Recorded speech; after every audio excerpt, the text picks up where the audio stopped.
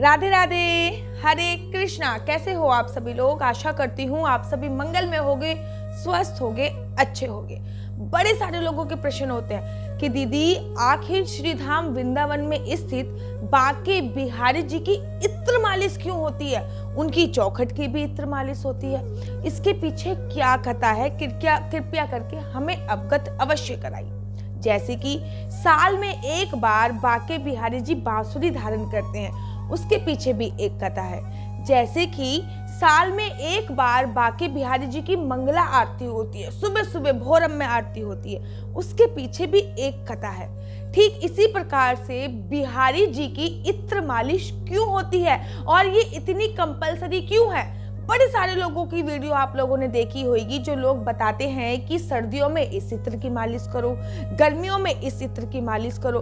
बिहारी जी की इत्र मालिश करने से खुल जाते हैं आपकी किस्मत के ताले। लेकिन इसके पीछे कथा क्या है, इसके पीछे कहानी क्या है, ये शायद पूरे यूट्यूब पर आपको देखने को नहीं मिलेगी। तो किसी ने मुझसे ये प्रश्न पूछा और आज मैं इसी कहानी से आपको अवगत कराने जा रही हूँ। एक बार की बात है, अकबर ने तानसेन जी से कहा कि हे तानसेन, आप तो संगीत सम्राट हैं, इतना मधुर आप गाते हैं, तो आपके जो गुरु हैं जिनसे आपने संगीत की शिक्षा ग्रहण करी है वो कितना मधुर गाते होंगे। मेरे मन में प्रबल इच्छा है कि मैं आपके गुरु से अवश्य मिलूं।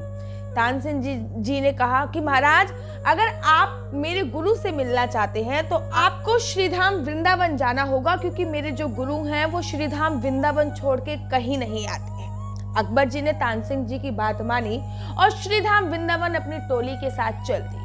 जब वो श्रीधाम वृंदावन जा रहे थे तो वो तानसेन जी से पूछते जा रहे थे कि आखिर आपके जो गुरु हैं उनका नाम क्या है, आपके जो गुरु श्रीधाम वृंदावन में कहाँ रहते हैं, श्रीधाम वृंदावन में मेरी उनसे मुलाकात किस जगह पे हो पाएगी।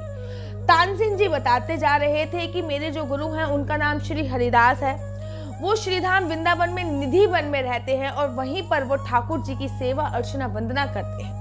तानसेन जी से ये सारी बातें सुन के अकबर मन ही मन में बहुत ज्यादा उत्साहित होते जा रहे थे। वृंदावन आ जाता है और वृंदावन में स्थित निधि वन में वो तानसेन जी के गुरु श्री हरिदास जी से मिलते हैं और उनसे अनेकों वार्तालाप करते हैं। जब उनका मिलने का वक्त समाप्त हो जाता है और वो अपने घर वापस जा रहे होते हैं, अपने महल की तरफ वापस जा रहे होते हैं, तो वो श्री हरिदास जी को एक इत्र की बोतल उपहार स्वरूप, भेंट स्वरूप देते हैं और बोलते हैं कि मेरे को आपसे मिलके बड़ा अच्छा लगा, मुझे आपसे मिलके बहुत आनंद की अनुभूति हुई, तो हरिदास जी कृपया करके ये छोटा सा उपहार मेरी तरफ से स्वीकार कीजिए। हरिदास जी वो बोतल जो होती है, इत्र की जो बोतल है, वो अपने पास रख लेते हैं और नित्य रात को ठाकुर जी की उस इत्र से मालिश करनी प्रारंभ कर देते हैं। जब वो उस इत्र से ठाकुर जी की मालिश करनी प्रारंभ कर देते हैं तो एक बार की बात है, एक बार श्री हरिदास जी ठाकुर जी की रात्रि के समय उस इत्र से मालिश करना भूल जाते हैं। तो बिहारी जी सपने में आकर हरिदास जी से बोलते हैं कि हरिदास, आज मुझे ढंग से नींद नहीं आ रही है, न जाने क्यों आज मैं बहुत देर हो चुकी है, मुझे नींद आ ही नहीं रही है। ऐसा तो नहीं है कि आप कुछ भूल रहे हैं? तभी हरिदास जी की अचानक से आंखें खुल जाती हैं और वो देखते हैं कि आज तो मैंने ठाकुर जी की इत्र से मालिश नहीं करी है। वो उसी समय बिहारी जी से क्षमा मांगते हैं, माफी मांगते हैं और इत्र की मालिश उसी समय पे करना प्रारंभ कर देते हैं। और तभी से ये परंपरा चली आ रही है कि बिहारी जी की इत्र से मालिश होती है। गर्मियों में अलग इत्र से मालिश होती है, सर्दियों में अलग इत्र से मालिश होती है। कोई कोई इत्र तो ऐसे हैं जिनकी मालिश 12 महीनों में कभी भी हो सकती है। अब मैं आपको उन इत्र के बारे में बताने जा रही हूँ कि कौन से इत्र की मालिश 12 महीने होती है, कौन से इत्र की मालिश सर्दियों में होती है, कौन से इत्र की मालिश गर्मियों में होती है। गुलाब और श्रृंगार दो ऐसे इत्र हैं जिनकी मालिश 12 महीने होती है। अगर आपके घर पे भी बिहारी जी का स्वरूप बाल गोपाल, लड्डू गोपाल है तो आप भी उनकी इत्र से मालिश कर सकते हैं। एक बार किसी ने मुझसे ये प्रश्न भी पूछा था कि दीदी इत्र की मालिश क्यों होती है? इत्र में तो इतने सारे केमिकल होते हैं, ये होते हैं। तो इत्र प्योर फूलों से बनाया जाता है, वो कोई परफ्यूम नहीं होता, उसमें किसी भी प्रकार का कोई केमिकल नहीं होता है।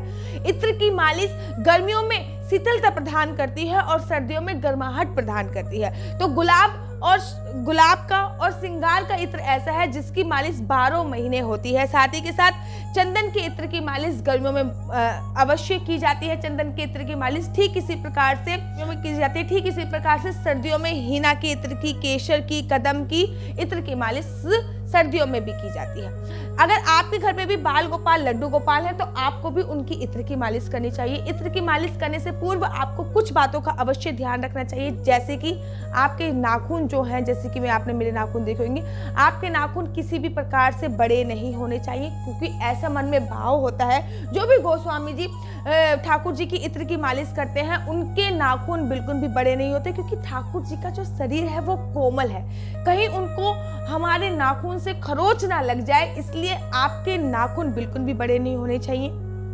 आपने देखा होगा ये अंगूठी, देखिए मेरी सारी अंगूठी आपको उतार कर तब ठाकुर जी की मालिश करनी चाहिए। हाथ में कोई कड़ा नहीं होना चाहिए, कोई अंगूठी नहीं होनी चाहिए। हाथों को अच्छे से धोकर तब आपको ठाकुर जी की इत्र से मालिश करनी चाहिए। कैसे? और ठाकुर जी की मालिश तो आप जब आप बांके बिहारी जी के मंदिर में, श्री धाम वृंदावन में बांके बिहारी जी के मंदिर में जाते हो तो आपको ये सौभाग्य तो प्राप्त नहीं होता है कि आप ठाकुर जी की, बांके बिहारी जी की इत्र की मालिश करो, लेकिन बहुत कम लोग ऐसे होते हैं जिनको ये सौभाग्य प्राप्त होता है कि वो ठाकुर जी की चौखट को, ठाकुर जी की चौखट पे इत्र की मालिश करते हैं। बहुत सारे लोग ऐसे हैं जो ठाकुर जी की चौखट पे मत्था टेकते हैं और वहां पे इत्र की मालिश करते हैं। मालिश करने का अगर आपको सौभाग्य प्राप्त होता है तो ठाकुर जी की चौखट को ही आप ठाकुर जी के चरणों को समझकर वहां पे इत्र की मालिश का अगर आपको सौभाग्य मिल जाता है तो आपका ये सौभाग्य जो है वो परम सौभाग्य में बदल जाता है। कैसी लगती है आपको मेरी वीडियो? अगर आपको मेरी वीडियो अच्छी लगती है तो आप अपना YouTube चैनल हरि बोल को लाइक से सब्सक्राइब करना बिल्कुल भी मत भूलिए। तब तक के लिए मुझे दीजिए इजाजत। राधे राधे, जय श्री कृष्णा, हरि बोल।